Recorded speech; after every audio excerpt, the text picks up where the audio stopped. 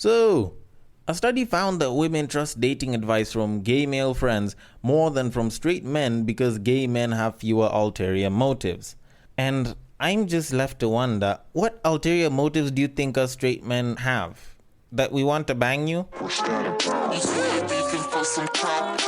While I can admit that advice seemed like it was probably good, I do have to admit that as of right now, guys know very well that if a woman is coming to ask you for dating advice, they're probably not going to bang you.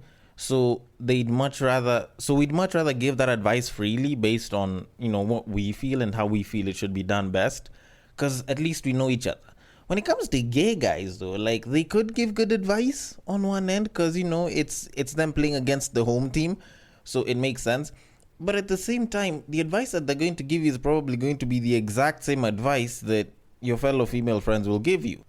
And also, sometimes these guys are going through the same exact problems you are, and they're thinking through it in the same exact frame of thought you are, so you guys have like the exact kind of mentality, and this guy's probably gonna give you the same exact advice that you've probably been telling yourself. So in one way or another, it'll be more like you're listening to yourself. And yes, just like that, you'll probably both come to the conclusion that Brian is trash because he's a Leo. Now, on top of that, it's not like you can use that same exact frame of logic with guys, because we can't exactly go and ask lesbian women for advice on girls, because there's a pretty good chance that they'll end up taking those girls from us. Trust me, that whole spaghetti shit that they usually talk about is actually true.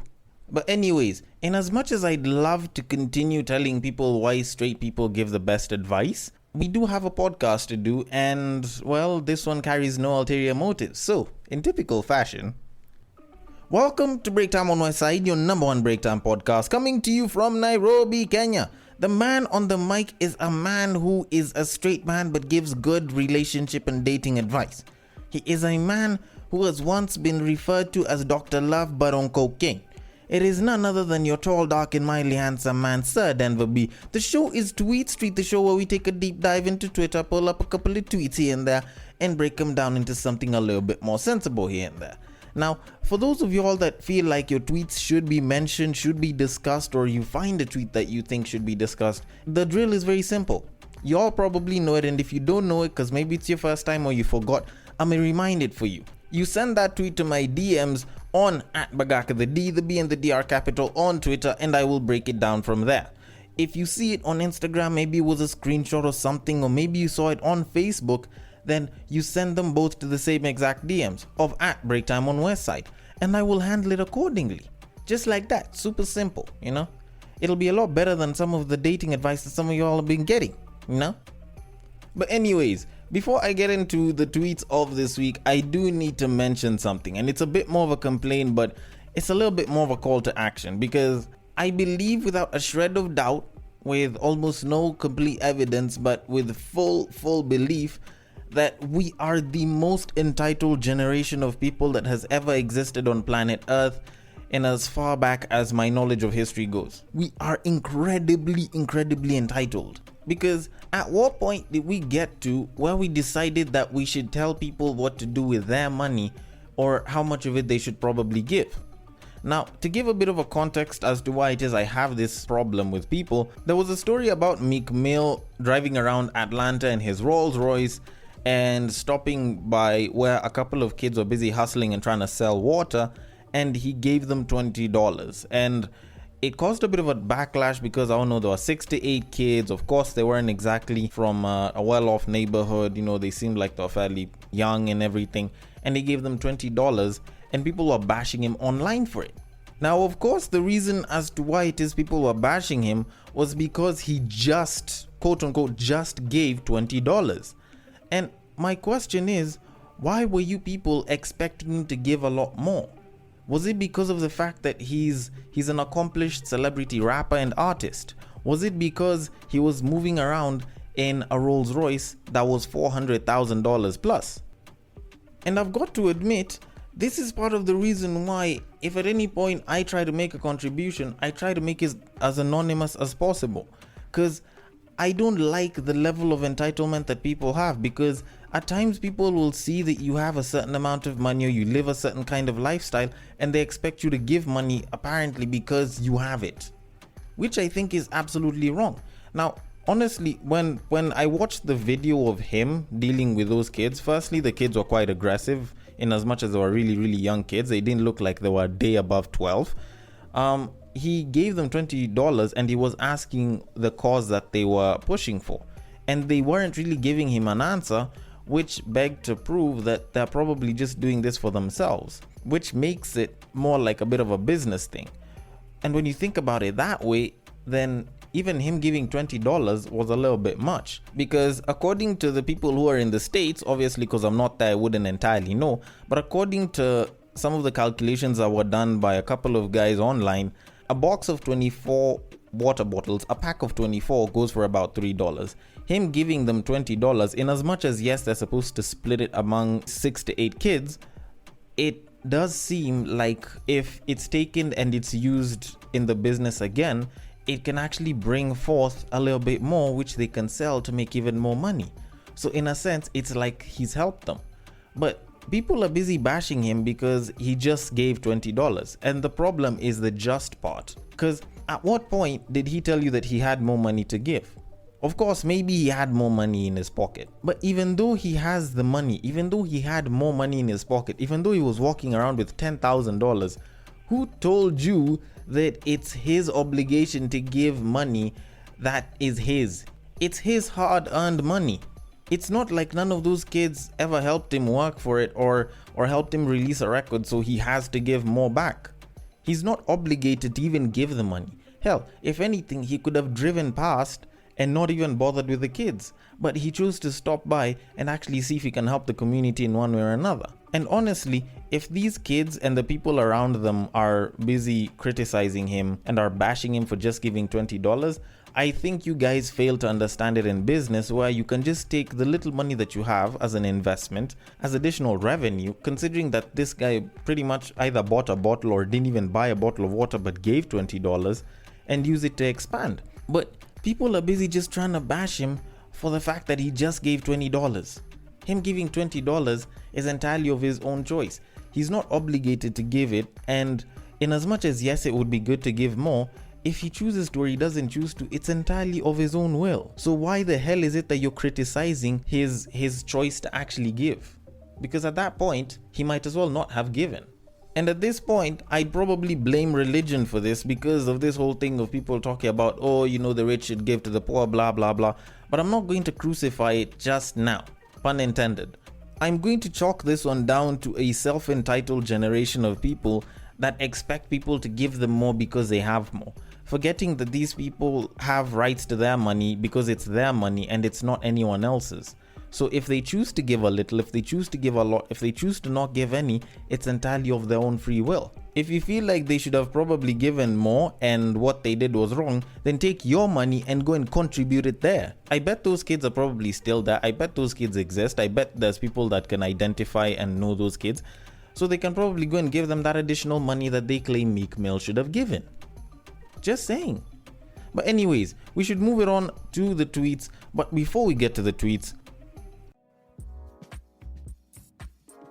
I know you're dying to continue the podcast you're currently listening to, but we have to interrupt your scheduled programming to bring you Sound Nation. We delve into music ranging from hip-hop to rumba, rock to bongo, and much more. We shall review new albums as well as fresh singles whilst paying homage to the sounds of the past. Find our episodes on Anchor, Apple Podcasts, Spotify, or any other podcast streaming platforms. So, on to the first tweet. Your gentlemanly actions will never get you laid, bro. This is a tweet that I wholeheartedly agree on. And I think a lot of people have mistaken the idea of getting laid and the idea of dating to have the same exact tactics. Because yes, maybe being a gentleman can get you a girlfriend. Maybe. Just maybe it could happen. But at the same time, you think about the idea of you just want to go and get laid. At what point does being a gentleman get you laid? And yes, women will talk about how being chivalrous is attractive, or treating them nice is something that they like, complimenting them is a good thing. But go back and look at all the people that have laid pipe. Look at all the people who've been clapping those cheeks and ask yourself, are those people dicks or are those people gentlemen? Are those people the type to go and promise them the world, to open the car door for them, to take them out on dates and have picnics with them? Do you think that they do all of that, or do they just go talk a bunch of shit, make sure that they're completely themselves, openly blunt and possibly a bit arrogant, and then they still get to clap those cheeks? Ask yourself that very, very well, because for the most part you will find that a lot of the so-called dicks, a lot of the so-called assholes do end up laying the babe. And the truth of the matter is, if you want to sleep with her and she wants to sleep with you, then it's going to happen. If she doesn't want to sleep with you, then your chances are significantly less. Yes, maybe being a bit of a dick can help, but ideally the whole idea of being a dick or being a bit of an asshole usually works in the sense that you kind of stick out like a sore thumb, or more like a middle finger. So you do probably stick out and you kind of stand out, and obviously when you stand out you're unique, and if you're unique you could possibly be looked at as attractive, blah blah, big dick energy, blah blah, and then boom, all of a sudden you're getting laid. But at the end of it, you kind of have to think through all of this. Getting laid is a two-way street. Whether you want to lay with her, whether you're a bit of an asshole, or whether you're a nice guy, if the babe likes you and probably wants to bed you, then you're most probably gonna get laid. Because at that point, the only thing that can prevent you from getting laid is you doing something that'll make it look like you're not the best person to lay with. Just like that. I'm not gonna lie, like when I went into discussing this tweet, I kind of thought about the whole, it's assholes and dicks that usually get laid. But at the end of it, you think about it, it's all about the other person actually wanting to lay with you. Now, I am going to say that obviously being a gentleman is not going to get you the best results in terms of just getting laid, because for you to get laid you need to have a bit of a don't care personality. It's not like you're trying to be the sweetest person on the planet or the nicest person on the planet. If you're trying to be a gentleman, then of course the best case scenario is that she's gonna see you as a potential boyfriend or husband, and they're not going to want to lay with you, at least not at that time. They're not gonna want a one night stand, they're gonna want a relationship. And you don't want that. You just want to lay pipe and go. So if you just want to get laid, then just make sure she likes you and have a little bit of that big dick energy. That's it. Being a gentleman is not necessary at all. You can be one of the trashiest human beings, but if you have sufficient big dick energy and she likes you, then you're most probably gonna clap those cheeks. But anyways, we should move it along. So on to the next tweet. You're earning 21k a month and spending more than 4k on someone who's not family? Y'all got jokes and y'all do not love yourselves. Alright, so to give a bit of context as to where this tweet came from, some guy posted up on Twitter this week about how he has been earning a salary of 21 Gs and he used to send 2 Gs to his girlfriend every fortnight so that she could go and do her hair. And after a bit of a while of them being together, he finds out that she's cheating on him and she stops picking up his calls, like completely.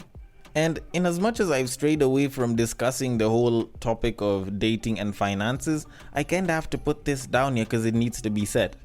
Stop spending money on women. Please, my niggas, my fellas, stop spending money on women. How is it that you, a person who's earning 21k, is ready to blow through a fifth of your entire month's salary on somebody's daughter who will probably cheat on you, and in this case actually did, all in the name of love? I don't care what kind of love it is. Even though you love women, I don't see why it is that you'd spend that huge portion of your monthly income on someone else. Now, I'm assuming that this 21 Gs is the net salary, and when you consider that this guy was blowing around 4 Gs on his woman, that's besides like other bills that he has to handle. And I've got to kind of like redo his math a little bit, because if you were to take 10% of the 4 Gs that this guy is supposedly spending on his woman, you take that 400 bob, you buy yourself a gigantic bottle of lotion. I'm assuming that you probably have internet in your house, or it's among the other bills that you have to handle. And you assist yourself with a bit of that five alive kind of love, and then you save up whatever money is there for, I don't know, the entirety of 12 months. It could be the end of the year, it could be at any different point in the year in which you decide to start saving up all of this, and then you decide to treat yourself to, say, a vacation. I think it would help you a hell of a lot more. Normally people would say, oh, why don't you invest that money? But I get it. Maybe 48 G's minus the 400, making it about 47,600, might seem a little too little to invest, but it's not too little to travel. You can take 2 trips for the entirety of the year, probably also budget for like 3-4 road trips to random places which you don't entirely know. And at the end of the day, you'll have gotten way more value out of that money than sending it to somebody's daughter who probably won't even be that appreciative. Because you kind of think about it, I don't think this guy was probably enjoying himself as much, because when you think about a salary of about 20 G's in a month for the typical Nairobian, I think that's usually just enough to get by. On top of that, he's sending a fifth of that money to his girlfriend, so I bet he probably doesn't even enjoy himself that much. He doesn't get to treat himself, he doesn't get to spoil himself, because he's busy sending that money to his girlfriend. And you think about it, this guy is young, he's probably in his 20s, he probably hasn't set up any investments, and this guy will be expected in a couple of years to get married, to start having kids at some point, and make sure he can budget and handle the bills for that, and also be able to create that thing that everyone likes to talk about called generational wealth, so that he can secure his family for generations to come.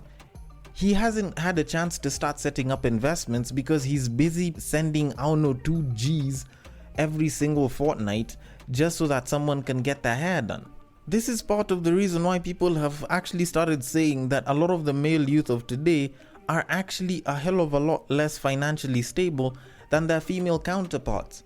It's because these guys are busy handling the female counterparts' bills, while these women are busy spending whatever money they have, saving and investing whatever's left, because they have that provision.